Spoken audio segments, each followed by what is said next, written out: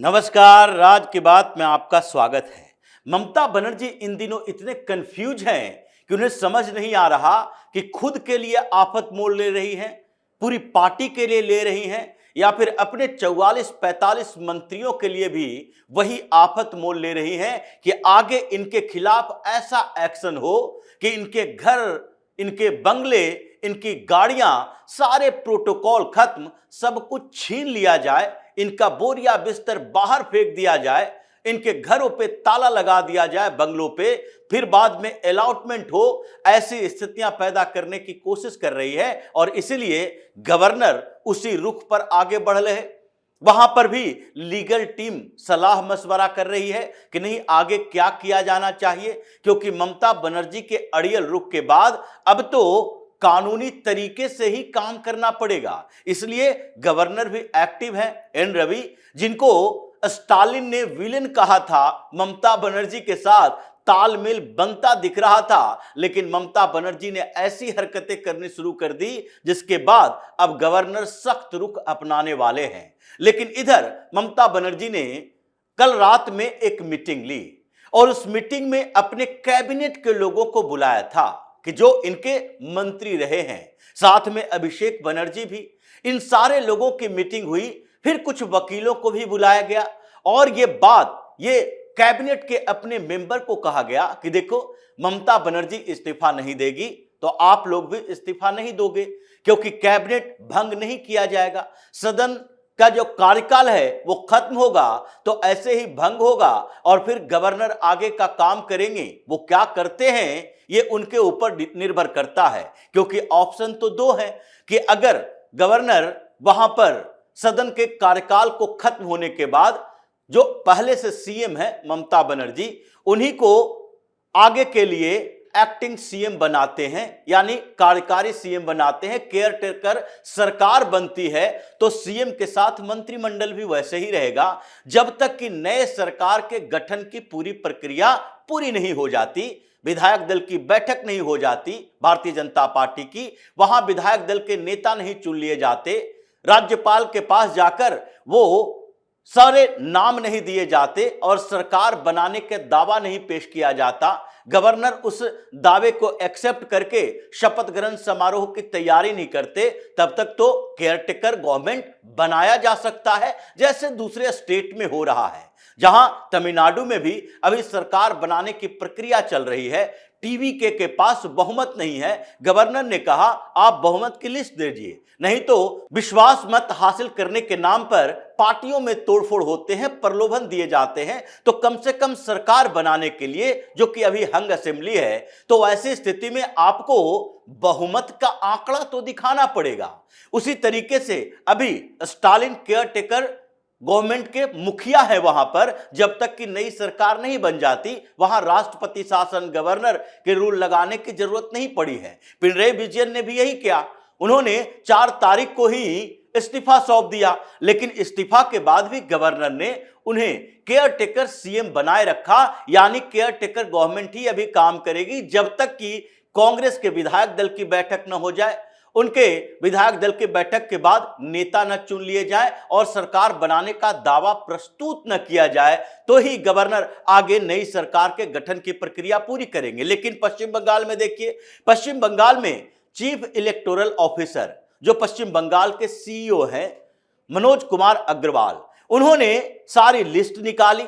जो सब विधायकों को पूरी फॉर्मेलिटी पूरी हो गई है, सबको सर्टिफिकेट मिल गया है, गजट में नोटिफिकेशन जारी हो गया। उसके बाद ये गवर्नर के पास गए और सारे विधायकों की लिस्ट सौंपी, कौन पार्टी कैसी है इसके बारे में जानकारी दी और गवर्नर को पूरी रिपोर्ट दी कि सबसे बड़ी पार्टी भारतीय जनता पार्टी है, जिसके पास 207 विधायक है और उन्हें सरकार बनाने के लिए दावा पेश करने की व्यवस्था करनी चाहिए। और इसलिए अब वो प्रक्रिया चुनाव की पूरी करके चुनाव आयोग अपना सब कुछ गवर्नर के हाथों में छोड़ दिया है। अब गवर्नर के सामने ये स्थिति है कि क्या ममता बनर्जी 7 मई तक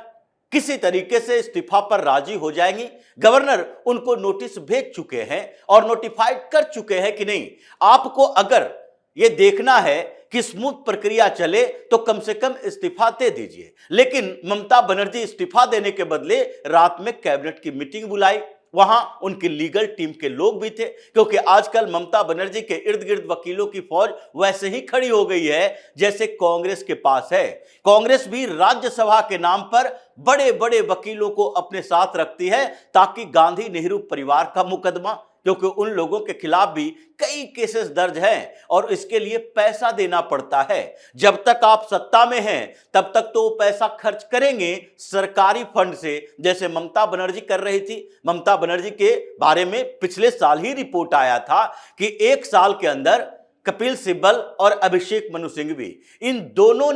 वकीलों को 65 करोड़ रुपए दिए हैं एक साल में, 65 करोड़, और वो भी पश्चिम बंगाल के फंड से। वो कौन से मुकदमे लड़ रहे थे? वो मुकदमे लड़ रहे थे टीएमसी के करप्शन के, वो मुकदमे लड़ रहे थे पार्थसारथी के,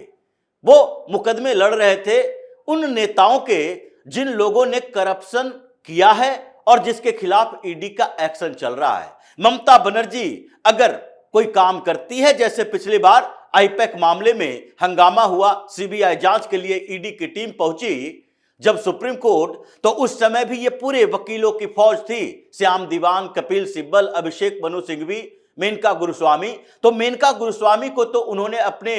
पार्टी से राज्यसभा भेज दिया है, तो इसलिए वो अब लीड करने वाली हैं, क्योंकि वो तो फीस जब तक सरकारी फंड से दिया जाता है तब तक तो कोई दिक्कत इन लोगों को नहीं होती, लेकिन उसके बाद जब सरकार नहीं है तो फंड तो पार्टी का आएगा या फिर पर्सनली सारे मंत्री जिनके ऊपर करप्शन के चार्जेज हैं, जो पहले मंत्री रह चुके हैं, उनको अपने पैसे देने पड़ेंगे। तो इसलिए इन लोगों ने राज्यसभा भेज भेजकर वकीलों का एक पूरा का पूरा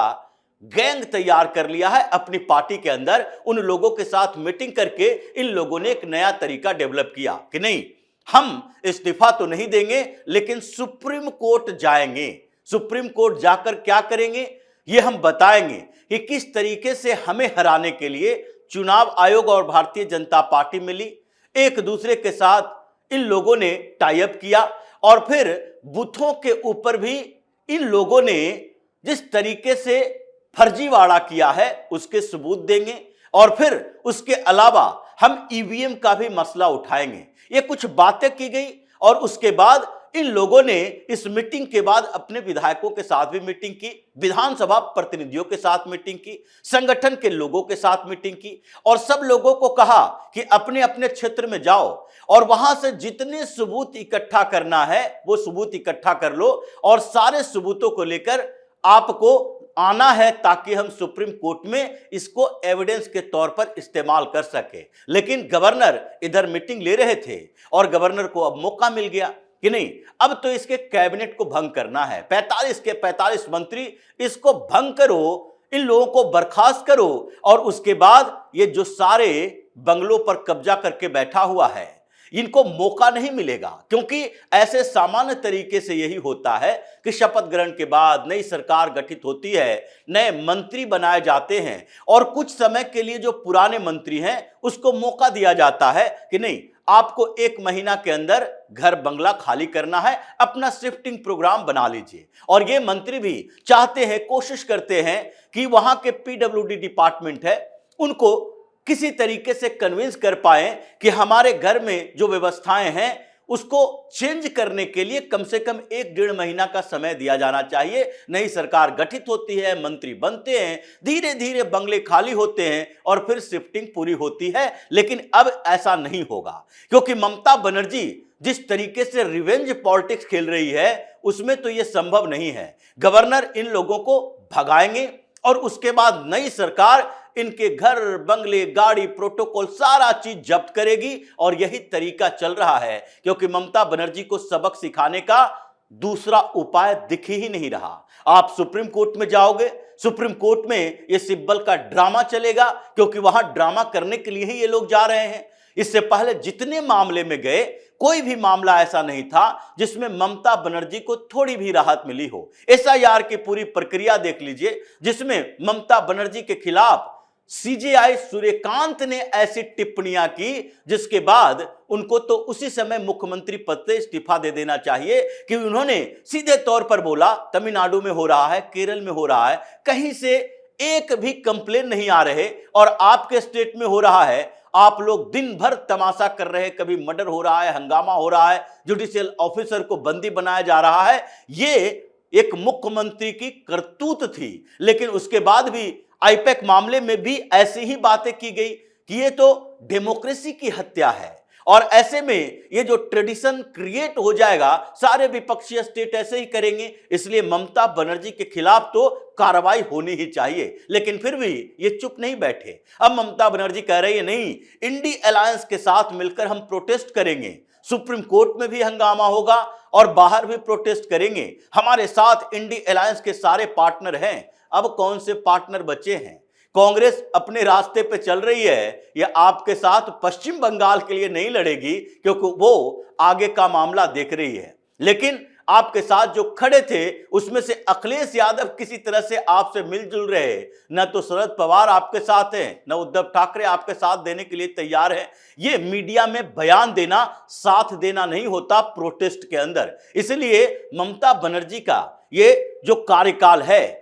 जिस तरीके से विवादित रहा, अब उनकी विदाई भी वही विवादित है और ऐसी स्थितियों में उनसे भी सब कुछ छीनने का प्लान है कि नहीं। अब जिस रुख के साथ ये आगे बढ़ रही हैं, कॉपरेशन नहीं हो सकता बल्कि संघर्ष होगा और इस संघर्ष में टीएमसी का खात्मा होगा, क्योंकि टीएमसी के नेता अगर ममता बनर्जी के पीछे पीछे चलते रहे तो सबके खिलाफ वैसे ही कार्रवाई होगी जैसे ममता बनर्जी और अभिषेक बनर्जी के खिलाफ होती रही है। तो इसी तरह की खबरों के साथ फिर से हाजिर होंगे, तब तक के लिए बने रहिए हमारे साथ और देते रहिए हमें सहयोग ताकि इसी तरह की खबर हम आपके लाते रहे। धन्यवाद।